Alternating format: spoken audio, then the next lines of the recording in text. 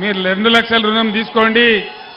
2 లక్షల రుణం తీసుకుంటే మీకు డిసెంబర్ 9 తారీఖు నాడే మాఫీ చేస్తా అని చెప్పినాడు. 2 లక్షల రుణమాఫీ జరిగిందా? రుణమాఫీ జరిగిందా? జరగలే. మహిళలకు డబ్బులు రాలే, రైతు బంధు రాలే, ఏది కూడా రాలే. ఇట్లా అనేక హామీలు, 420 హామీలు, 6 గ్యారంటీలు, ఎలక్షన్ గెలవంగానే దానికి చట్టబద్ధం చేస్తాం, మీ అందరికి ఇస్తామని చెప్పినారు. అవి చేయలేదు.